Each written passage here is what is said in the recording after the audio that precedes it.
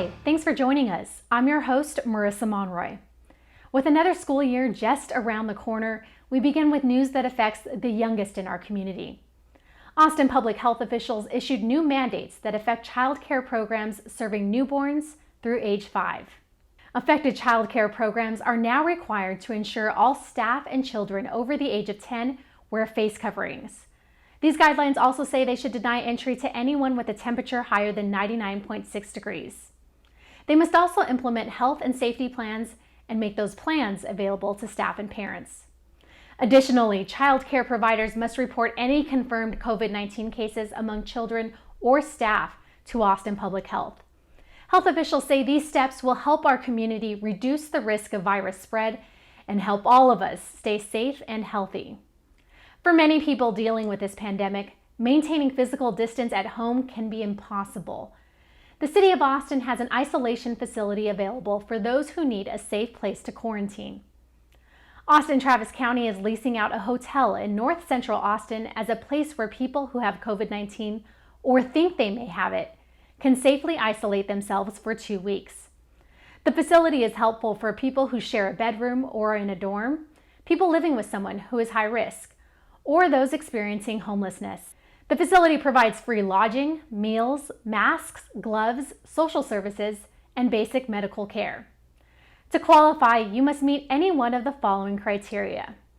You can find this information and much more at austintexas.gov/COVID-19. COVID-19 isn't the only virus in town. Mosquitoes that carry West Nile virus have been found right here in Austin. Fortunately, no West Nile cases have been reported so far this year. Most people who are infected will not get sick. However, 1 in 150 people may develop a severe illness. Symptoms can include fever, headache, body aches, a body rash, and swollen lymph nodes. Health officials are asking everyone to fight the bite day and night with these 4 reminders. The mosquito species that spreads West Nile virus are most active between dusk and dawn. Wear pants and long sleeves when outside. Apply insect repellent that contains DEET. And get rid of standing water in your yard and neighborhood.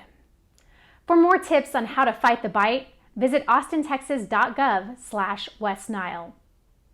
The City of Austin wants your input on priorities and plans regarding housing, community and economic development, homelessness assistance, and public services.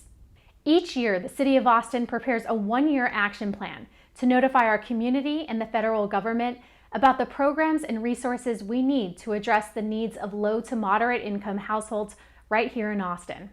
Visit speakupaustin.org/action-plan to learn more and provide your input by 5 p.m. on Thursday, July 30th. While we're all staying home and staying safe, now might be a good idea to dust off those weed whackers. While the city maintains right-of-ways like public roads, property owners are responsible for maintaining private trees, tall grass, and other vegetation in the right-of-way near their property. This may include areas such as sidewalks and alleys. Be sure to remove fallen limbs and trim vegetation to the edge of sidewalks. These guidelines will provide safe and clear travel for buses, drivers, bicyclists, and pedestrians. Visit austintexas.gov/cleartheROW for more information. Ever wonder who's working behind the scenes to ensure our community has critical information about COVID-19?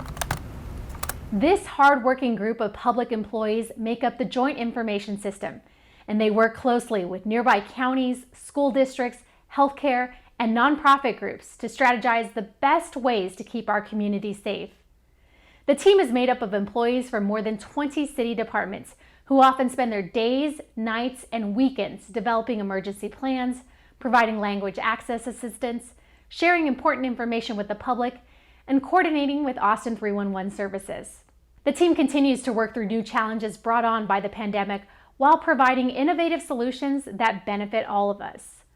Providing critical information that's translated into the top 8 spoken languages in Austin, putting on virtual press conferences and meetings, and effective business and community outreach.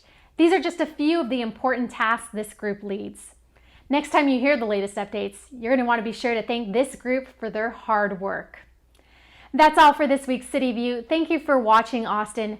Be sure to catch up on all of the latest information on atxn.tv, our social media channels, and on our dedicated webpage, austintexas.gov/COVID-19.